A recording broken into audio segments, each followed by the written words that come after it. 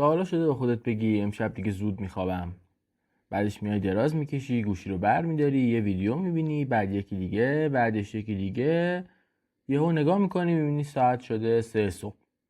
صبح هم با چشای خشک و مغز خاموش بیدار میشی و دوباره همین جمله رو تکرار میکنی: فردا دیگه زود میخوابم. اما خب فردا معمولا اصلا نمیاد.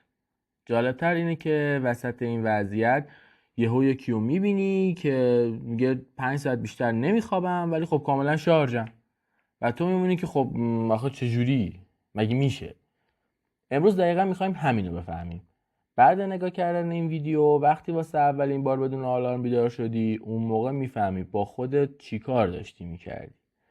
تو این ویدیو میخوایم بفهمیم چطوری با کیفیت تر بخوابی.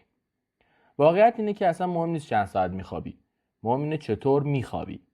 بدن ما توی خواب چند تا مرحله داره که هر 90 دقیقه تکرار میشن. یه قسمت به اسم خواب عمیق داریم که بدن رو تعمیر میکنه. یه قسمت هم داریم به اسم REM.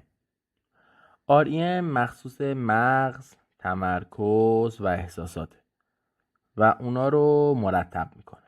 رویاهای واضح تر هم همین موقع میان. اگه این مراحل مرتب باشن حتی توی 5.5 تا 6 ساعت هم میتونی خیلی شاداب بیدار شی. ولی اگه خوابت برمیخته باشه 9 ساعت هم بخوابی باز خسته ای. ولی اینکه خوابمون منظم بشه، اولین کار اینه که ساعت خواب و بیداری رو ثابت نگه داریم. بدن عاشق نظم و ساعت خاصه. اگه هر شب نزدیک یه ساعت مشخص بخوابی، صبح هم تقریبا همون موقع بیدار شی، خیلی سریع میبینی که هم راحت‌تر خواب میری هم راحت‌تر بیدار میشی.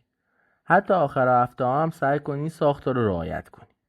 یه نکته مهم دیگه اینه که بیدار شدن موقعی که چرخه خواب تموم شده خیلی فرق داره با بیدار شدن وسط چرخه. چرخان معمولا 90 دقیقه‌ای هست. برای همین 4.5 ساعت، 6 ساعت یا 7.5 ساعت بهتره نسبت به این که همینجوری شانسی یا آلارم بذاری. اینجوری وقتی بیدار میشی انگار مغز با خودش میگه خب دیگه تموم شد کارم، وقتی که بیدار شم. خیلی حواست به 1 ساعت آخری که در طول روز بیداری باشه. اون 1 ساعت خیلی مهمه. اگه اون 1 ساعت درست معرفی کنی نصف مشکلات خوابت حل میشه. تقریبا 3 ساعت قبل خواب دیگه غذای سنگین نخور. 2 ساعت قبل خواب کار و استرس و همه چی رو بذار کنار. 1 ساعت هم قبل خواب گوشی و لپتاپ و نور آبی تلویزیون ممنوع. به جاش چراغ کم نور روشن کن، موزیک آروم بذار، چند دقیقه برای خودت بنویس یا چند تا حرکت کششی سبک بزن. اینا به بدن علامت میده که دیگه وقت خوابه.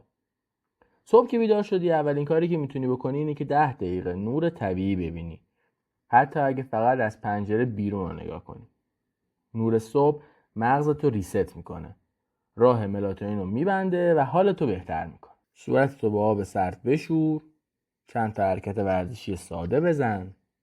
همون 3 دقیقه کافیه تا بدنت کاملا از حالت خواب خارج. چیزایی مثل قهوه هم اگر بعد از ساعت 2 ظهر بخوری میتونه خوابتو تا شب خراب کنه. پس بهتره قهوه رو فقط تا ظهر بخوری. سعی کن اتاقت جای خنک، تاریک و ساکت بشه. این 3 تا آیتم رابطه مستقیم با کیفیت خوابت داره. اگه پزشکت بهت اجازه میده چیزایی مثل منیزیم یا دمنوش‌های آرامش بخش مثل بابونه بخور. قبل خوابم 5 دقیقه وقت بذار و کارهای فرداتو روی کاغذ بنویس.